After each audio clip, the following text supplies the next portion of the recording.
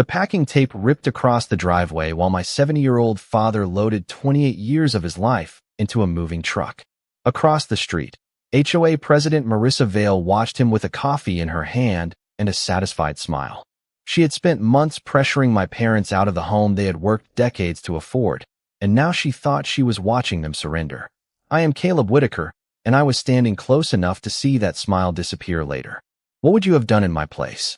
Because 6 days before that morning, Marissa had signed something she clearly did not understand. To explain why, I need to go back 8 months. 8 months earlier, my goal was simple. Replace 3 warped cabinet doors in my parents' kitchen before my father decided 70 years old was still young enough to climb a ladder. I was measuring the second hinge when the doorbell rang. Dad beat me to it.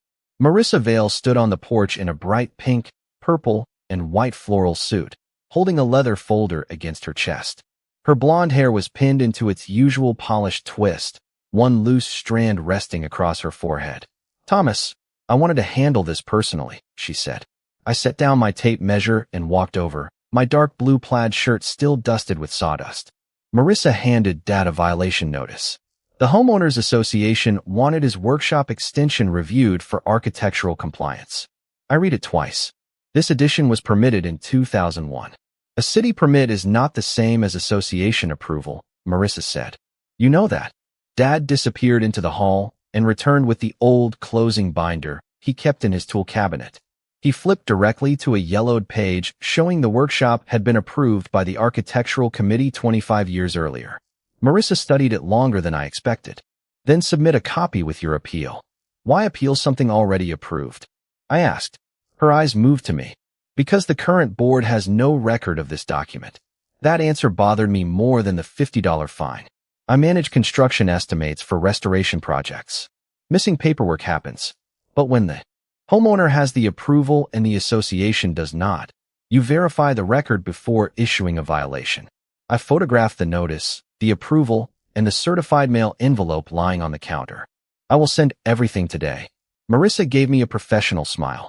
Caleb, your parents can handle their own association matters. Dad surprised me by agreeing. She is right. Do not turn this into one of your projects. So I backed off. That was my first mistake. 4 days later, Dad called while I was reviewing a fire damage estimate at work. Another notice had arrived. This one-sided driveway discoloration. 2 days after that came an exterior shelving violation. Then a fence finish warning. None carried a large penalty by itself, but every letter required a response, a hearing request, or a deadline. I drove over that Friday and spread them across the kitchen table by date. The violations were different. The language was almost identical. Then Mom placed one more envelope beside my hand. It was not a violation. It was an offer from something called Vale Residential Renewal to buy their house for cash. Dad stared at the company name, then quietly admitted something he had never told me. Caleb, he said. Marissa knew we might sell before any of these violations started. Dad sat down slowly, his thumb rubbing the worn edge of the cash offer. Mom stayed by the sink, watching him instead of me. After I fell in the workshop 2 years ago, your mother and I talked about finding a one-story place, he said. I asked Marissa what homes around here were selling for. That changed the shape of the problem. Marissa had not invented their desire to move. She had information my parents had voluntarily given her, and I had nearly treated every contact from her as proof of a scheme. Why did you not tell me? I asked. Dad gave me the look he used whenever I tried managing his life. Because considering a move is not the same as being pushed into one. Mom slid the purchase offer toward me. The number was $285,000. I pulled up recent neighborhood sales on my phone. Comparable homes had closed around $360,000 to $380,000, and my parents owned theirs outright. Did Marissa recommend this company? Mom nodded. She said they specialize in older homes that need updating. The next Tuesday, I went with Dad to the association meeting, but I kept my mouth shut until Marissa finished presenting a budget report. She was good, calm, prepared, specific. She explained rising insurance costs, a clubhouse roof replacement, and a reserve fund that had fallen below the board's target. Several homeowners thanked her for stabilizing the finances. Then Dad's appeal came up. Marissa acknowledged his old workshop approval and withdrew that violation immediately. For a second, I wondered whether I had read her completely wrong. Then she addressed the remaining notices and offered another option. The association has been working with a voluntary relocation program for owners who no longer want the expense of maintaining aging properties. She looked directly at Dad. Thomas has already expressed interest in downsizing. Dad's jaw tightened. Privately, before you started mailing me violations. The room went quiet. Marissa did not flinch. And none of those violations require you to sell. Technically, she was right. That was what made her difficult. She never said the ugly part out loud. Outside, I asked Dad to let me examine the offer properly before he answered it. He hesitated, then handed me the folder. At home, I searched the Ohio Business Registry, expecting some faceless investment company. Vail Residential Renewal had been formed 14 months earlier. Its registered agent was Peter Vail. I searched the name, found an old real estate licensing record, then a photograph from a charity event. Peter was standing beside Marissa with his arm around her shoulder. The caption identified him in 4 words that turned a questionable offer into something much more serious. Marissa Vail's younger brother. I stared at Peter's photograph for a long moment, then called my parents. Dad wanted to confront Marissa immediately. I stopped him. A family connection was suspicious, not proof of wrongdoing. And accusing an association president without evidence would only make us easier to dismiss. The next morning, I requested the records homeowners were entitled to inspect, board minutes, vendor payments, enforcement policies, and documents related to the relocation program. Marissa answered before lunch. Her message was polite enough to frame. She said the association would provide records permitted under Ohio law and governing documents, but confidential owner information would be withheld. Then she added one sentence. For clarity, Vail Residential Renewal is not an association vendor. That was carefully worded. I had never asked whether it was. 3 days later, a thick envelope arrived at my parents' house. Their unpaid violation balance, administrative charges, collection costs, and attorney fees had climbed to more than $4,000. The association was demanding payment and warning that further collection remedies could follow. Mom read the total twice. Dad folded the letter and put it beside his coffee without saying anything. I called a real estate attorney named Rachel Kim and paid for an hour of her time. She made me separate what felt wrong from what we could prove. An officer having a relative in real estate is not automatically illegal, she said. A low offer is not illegal either. What matters is whether association authority was used to create pressure that benefited an undisclosed related party. That afternoon, Marissa surprised me by coming over alone. No folder, no violation notice. She stood in my parents' kitchen and told Dad she would ask the board to waive most of the disputed charges if he accepted the relocation offer within 10 days. You wanted to downsize before any of this started, she reminded him. Dad looked at Mom, and for the first time I saw uncertainty instead of anger. Marissa saw it too. This does not have to become a war, she said quietly. After she left, I expected Dad to reject the offer. Instead, he told me he was considering it. Your mother needs a house without stairs. I am tired of fighting over fence stain. I almost argued, then caught myself. Rachel's words were still in my head. I needed evidence, not certainty. The records arrived electronically that evening. I expected to find Peter's company buried in vendor payments. It was not there. But one recurring line item caught my attention. Relocation consulting fees paid to a company called Northgate Community Solutions. I searched the board minutes for Northgate's approval. The vote was unanimous. Marissa had voted yes. Then I opened Northgate's state filing and saw an address I recognized immediately. It was the same office suite listed on Peter Vail's real estate license. I sent the Northgate filing to Rachel before I could talk myself into confronting Marissa. Her response came 10 minutes later. Interesting. Still not enough. Do not contact her yet. I ignored the second sentence. That was my mistake. I emailed Marissa and copied the board, asking her to suspend every collection action against my parents until she disclosed whether Peter had any financial connection to Northgate. By noon, she had turned my accusation into her defense. She called an emergency board meeting, disclosed that Peter had performed subcontract work for Northgate, and claimed she had believed the relationship was too indirect to require formal disclosure.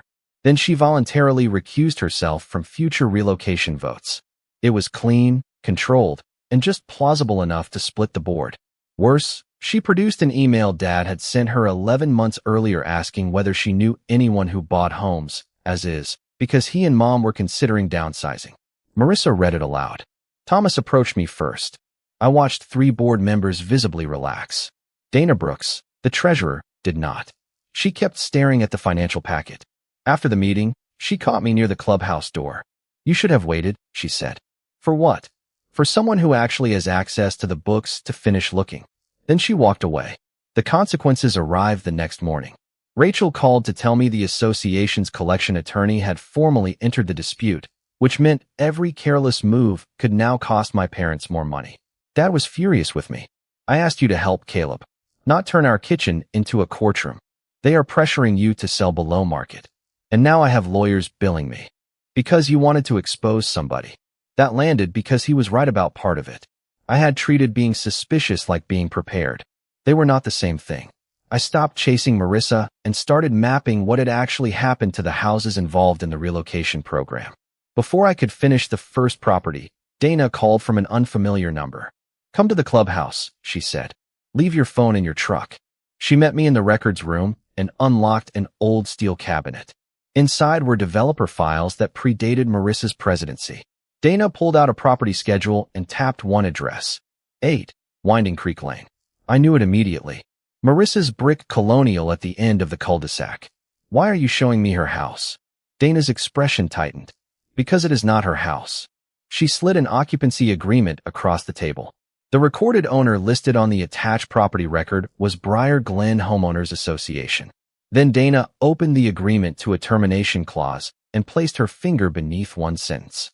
"An undisclosed financial conflict involving association-directed property transactions could end Marissa's right to occupy the property after the required notice and review." Dana looked at me and said, "If Peter's money connects to those transactions, Marissa has been risking the roof over her own head this entire time." For the first time in weeks, I had leverage that did not depend on accusing Marissa of anything. Dana gave the occupancy agreement to Association Counsel through the board's formal review process, while Rachel challenged the collection charges against my parents using the association's own records. 3 days later, the board voted to pause new enforcement against Mom and Dad until an independent review was completed. The collection attorney agreed not to advance the disputed account while that review was pending. Dad read Rachel's email at the kitchen table and finally exhaled. "So we can stop packing?" Mom asked. "For now," I said. It felt like the first clean win we had earned. Then Dana found the payment trail. Northgate had received relocation consulting fees from the association. Peter's company had invoiced Northgate for work tied to 2 properties whose owners later accepted relocation offers. Marissa had voted to approve both Northgate payments before disclosing her family connection. Dana forwarded the records to Association Counsel, and the board scheduled a special hearing on Marissa's occupancy agreement. I thought we had finally forced the conflict into daylight. I was wrong again. Marissa arrived at the hearing with her own attorney and a binder twice as thick as mine. She did not deny Peter had been paid. She argued that Peter was an independent subcontractor, that she had never received his money, and that every homeowner had voluntarily signed a sale contract. Then her attorney pointed to something none of us had considered. The conflict clause in Marissa's occupancy agreement required notice, review, and a finding by the board before termination. Until that process finished, she remained the lawful occupant of 8 Winding Creek.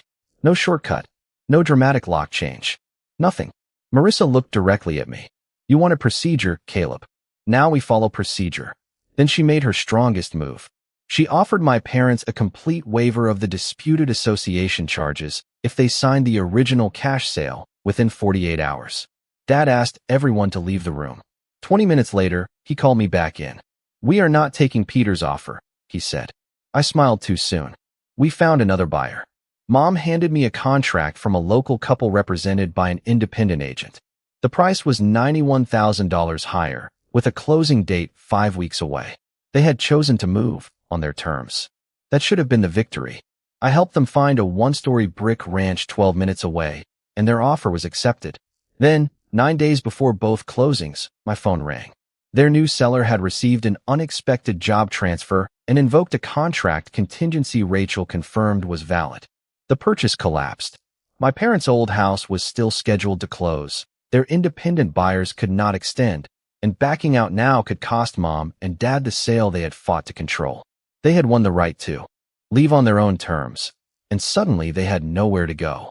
I spent that night calling short-term rentals until Dad finally took the phone out of my hand. "We can rent an apartment for a month," he said. Mom looked around the kitchen at half-packed boxes. "With your workshop tools, my plants, and everything we own?"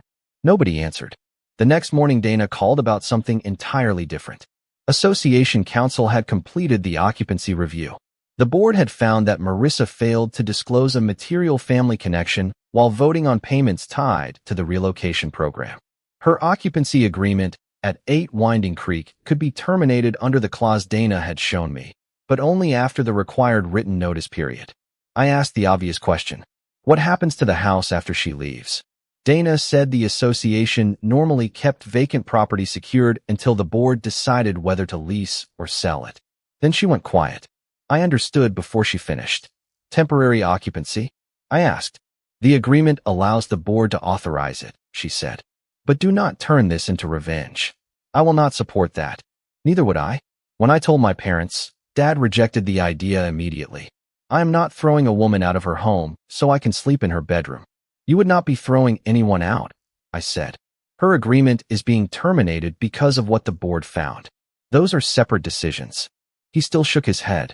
That was when Mom surprised both of us. "Thomas, if the house is empty and we need somewhere for 2 weeks, Pride is an expensive storage unit." Dad stared at her, then laughed despite himself. Rachel insisted on keeping every step separate. Marissa received formal notice through Association Council. She retained every right provided by her occupancy agreement during the notice period. Only after lawful turnover could the board decide what happened next. No one promised my parents anything. That distinction became critical when Marissa challenged the board's finding and demanded reconsideration. She submitted statements showing she had never personally received Peter's payments and argued that losing her housing was disproportionate. For 2 tense days, I thought the entire option would disappear. Then Dana called another special meeting. Marissa attended with her attorney. She was controlled, almost exhausted, nothing like the woman who had once dominated every meeting. The board upheld its finding, but gave her the full contractual move-out period rather than seeking anything faster. Marissa signed an acknowledgement of the turnover date. I watched her set down the pen beside 2 property keys. One had a purple plastic tag marked 8 Winding Creek. 6 days before my parents were scheduled to leave Alder Court, Marissa's turnover date arrived. Dana called me from the clubhouse after the final walkthrough. "The property is back under association control," she said. Then she added the sentence that changed our entire strategy. "The board just approved your parents for temporary occupancy." The temporary occupancy approval came with conditions, and I read every one before Dad signed anything. 2 weeks initially, extendable only by another board vote, a refundable security deposit, utilities transferred into my parents' names, and no alteration to the property. Rachel reviewed the agreement separately. Dad signed last. "We leave the moment we find our own place," he said. "That is the plan," I told him. Mom was already measuring her largest hydrangea pots to see which ones could survive the move. Dana handed me the purple-tagged key only after the paperwork was complete. I slipped it into my shirt pocket and felt its hard edge against my chest. The irony was obvious, but revenge was not the strategy anymore. The strategy was making sure nobody could claim my parents had received the same kind of backroom favor we had spent months challenging. Then Marissa made one final move. She emailed the entire board requesting that my parents' temporary occupancy approval be disclosed to the neighborhood, arguing that allowing people involved in the complaint against her to occupy 8 Winding Creek created the appearance of retaliation. It was smart. If Dana hid the arrangement, Marissa could call it secret favoritism. If Dana disclosed it carelessly, my parents could become targets of neighborhood gossip. Dana solved it by issuing a neutral notice stating that the association-owned property would have temporary occupants under an approved written agreement after the prior occupancy ended. No names. No victory lap. Marissa could object, but she could not honestly call the process hidden. That evening, I helped Dad finish packing his workshop. Behind an old socket set, he found the wooden sign he had carved when they bought Alder Court, the Whitakers. Mom brushed sawdust from the letters. "That comes with us," she said. Dad looked around the garage. then handed me the sign instead. Keep it safe until we have somewhere permanent to hang it. On closing morning, their independent buyers completed the final walkthrough. The moving truck arrived at 7 o'clock. We had 6 days between Marissa's lawful turnover and this morning. Enough time for her to know she had lost 8 Winding Creek, but not enough for her to know who the board had approved to occupy it. That mattered. She still believed my parents' failed replacement purchase had left them scrambling. At 7:16, I carried the purple key in my pocket while Dad loaded the box marked master bedroom, 28 years. Then I heard a front door open across the street. Marissa stepped outside with coffee in her hand, saw the moving truck, and started walking toward us with a smile.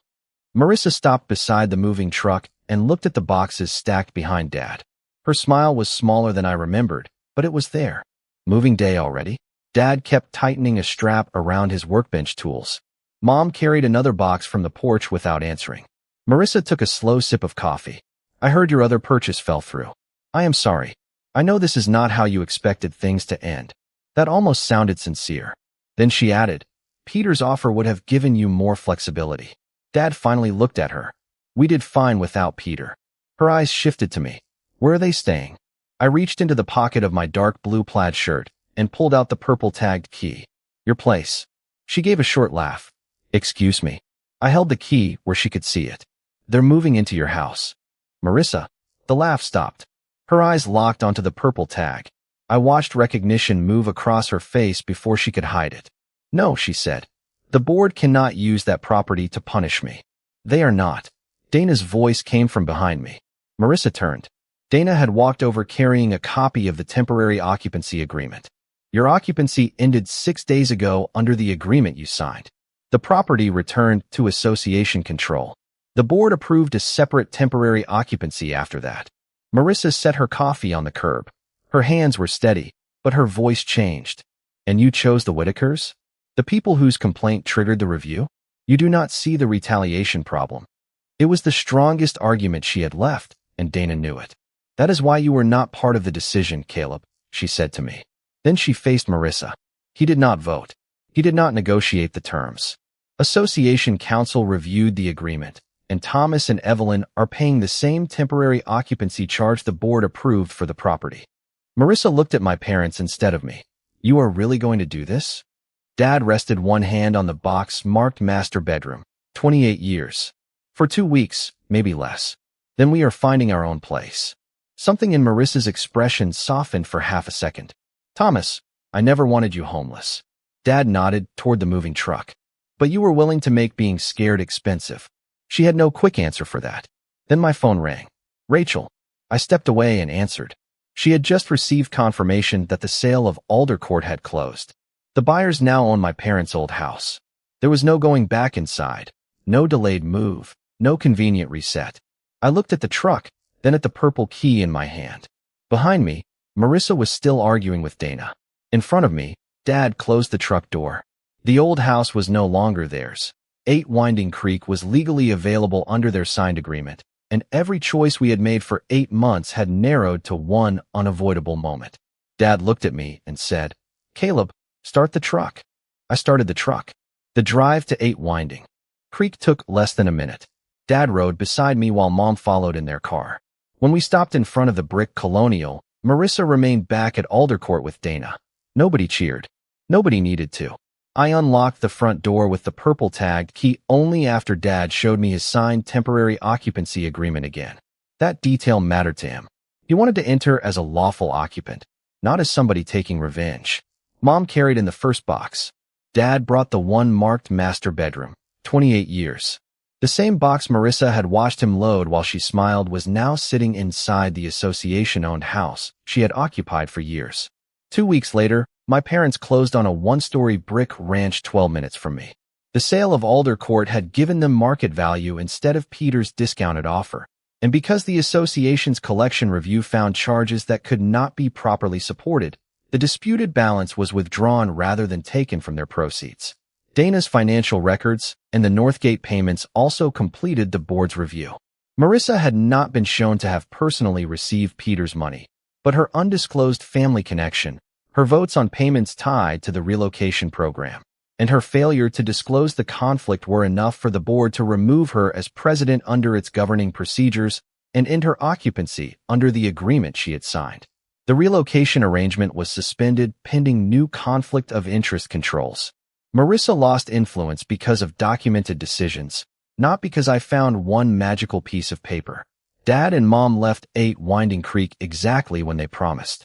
The association later prepared the property for an open market sale, putting the asset back toward the community instead of another private arrangement.